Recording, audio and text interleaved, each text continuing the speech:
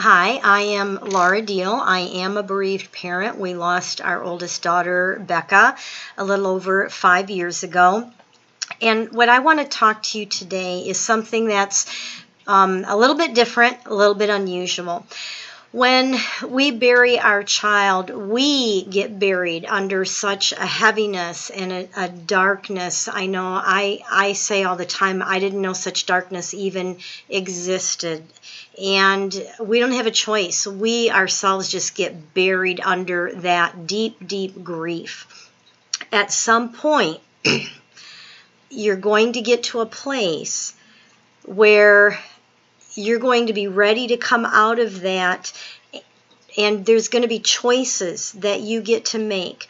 Choices as to whether or not you're going to continue being a victim, and your identity is, I'm a mom who's lost her child. That was my identity for quite some time. I know what that's like. I also know that as grieving parents, we start asking, how long is it going to hurt like this? How long is it going to be black and dark like this? Is it always going to be this way? I just want to stop hurting so bad.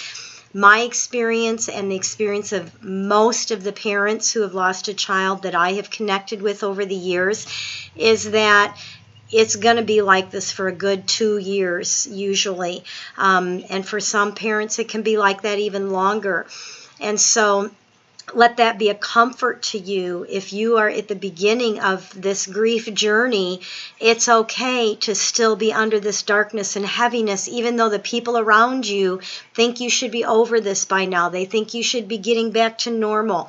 Normal, there is no normal. You have to find a new normal. I know there are parents that hate to hear that, but it's true.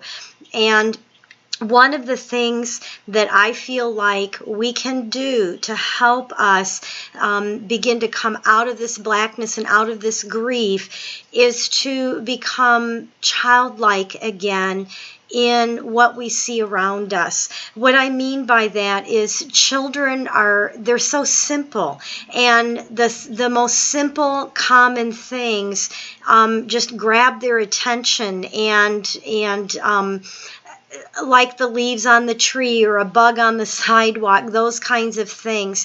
And those are the things that we can start looking to, just the most simple things, and let them amaze us. Just the simple things again, just like a child, and become grateful as much as possible. Lord, I thank you for that. Wow, that plant right over there is actually really pretty. I haven't paid attention to that palm tree or plant that I have there for a long time. That really is pretty. Thank you, Lord, that plant is even still alive right now. Those kinds of things, to just find simple things to amaze you and to just think about and to thank God for, and just go back to the simplicity of just that childlike amazement in the most simple things.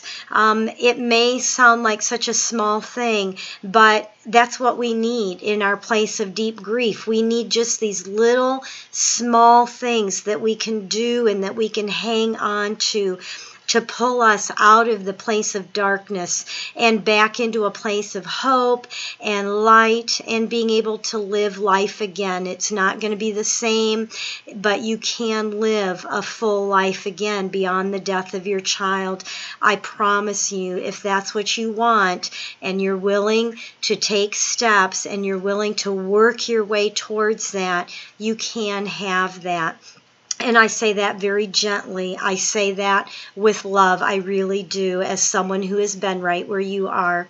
I always end my videos with a word of hope, and just knowing I was going to talk about just the simplicity of a child and their amazement and wonder in the little things of life. I ran to my refrigerator and I decided to grab our little magnets off of the refrigerator that I keep for my grandkids and spell out, obviously, hope. There is hope for you to live a life again beyond the death of your child. Remember to just look for the simple things right now and just thank God for just the smallest, most simple things. It's okay to just go back to being like a child again in the simplicity of life. So with that, let me remind you that we are here to be a light of hope in your place of darkness.